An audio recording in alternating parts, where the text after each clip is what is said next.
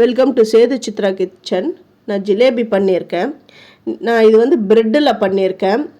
நீங்கள் இதை கடையில் வாங்க போனீங்கன்னா மைதாவில் செஞ்சு தருவாங்க. அந்த மைதா வந்து நைட்டு ஃபுல்லாக புளிக்க வச்சு அதில் தான் செஞ்சு கொடுப்பாங்க. இது வந்து ஈஸியாக சட்டுன்னு 10 நிமிஷத்தில் நம்ம வீட்டில் ப்ரெட் இருந்ததுன்னா செஞ்சு கொடுத்துடலாம். நான் இதுக்கு வந்து சாண்ட்விச் ப்ரெட் வந்து ஒரு 5 ஸ்லைஸ் எடுத்திருக்கேன்.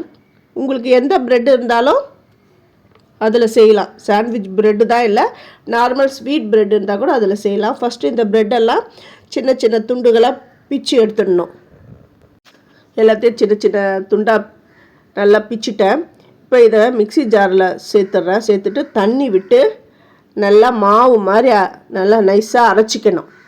இட்லி பேட்டர் மாதிரி நான் அரைச்சி எடுத்துன்னு வந்துட்டேன். இப்போ என்ன பண்ணால் ஒரு கப்பு மைதா எடுத்துக்கிறேன். இந்த மைதாவை வந்து நல்லா ஜலிச்சிக்கணும். எப்போவுமே எந்த ஒரு பலகாரம் செய்யும் பொழுதும் இந்த மைதாவை ஜெலிச்சுக்கோங்க. அதில் காற்று போக வைக்கணும். அதனால் இதை ஜெலிச்சிட்றேன். ஜெலிச்சிட்டேன். இப்போது கார்ன்ஃப்ளவர் மாவு வந்து ஒரு 2 டேபிள் ஸ்பூன் இதில் சேர்த்துக்கணும்.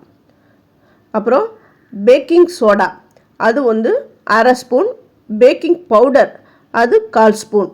அதெல்லாம் சேர்த்துட்டு எல்லாமே ஒன்று சேர்ற மாதிரி கலந்துக்கோங்க. கலந்துட்டு நம்ம அரைச்சி வச்சுருக்கோம் இல்லையா மிக்ஸி ஜாரில், அந்த ப்ரெட்டோடைய பேட்டரை இதில் சேர்த்துட்டு எல்லாமே சேர்ந்து வரா மாதிரி கலக்கி விட்டுக்கணும். இதில் கட்டிகள்லாம் இல்லாமல் பார்த்துக்கோங்க. கட்டி இல்லாமல் எல்லாத்தையும் கலந்து விடணும்.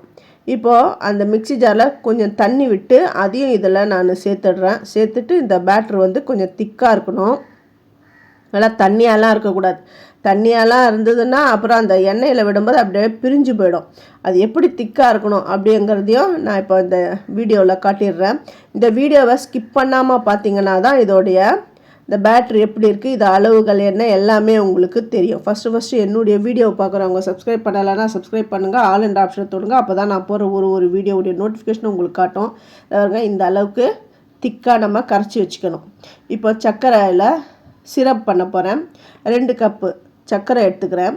இதுக்கு வந்து 1 கப் தண்ணி விட்டு அது நல்ல ஒரு திக்கான ஒரு பதம் வரணும். அதாவது ஒத்த கம்பி பதம்னு சொல்லுவாங்க இல்லையா, அந்த கம்பி பதம் வரணும்.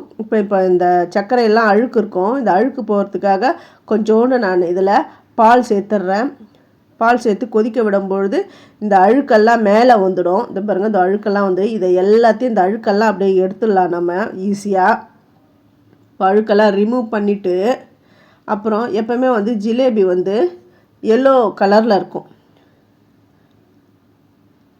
லைட்டாக கேசரி பவுடர் சேர்க்குறேன்.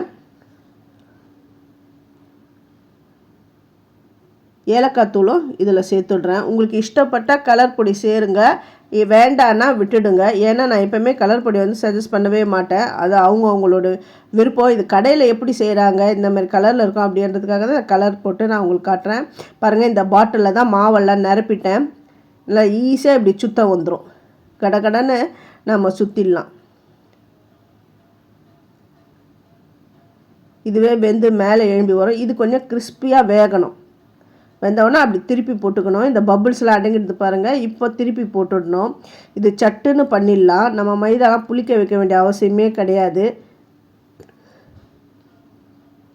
இது எல்லாத்தையும் எடுத்துகிட்டு நான் ரெடியாக வச்சுருக்கிற சுகர் சிரப்பில் இதை போடணும். போட்டுட்டு ஒரு 10 நிமிஷம் கூட இருக்கக்கூடாது. அது வந்து ஒரு 2-3 செகண்ட்லேயே போட்டு உடனே எடுத்துடணும். இல்லைன்னா அந்த சிரப் எல்லாத்தையும் உறிஞ்சிடும்.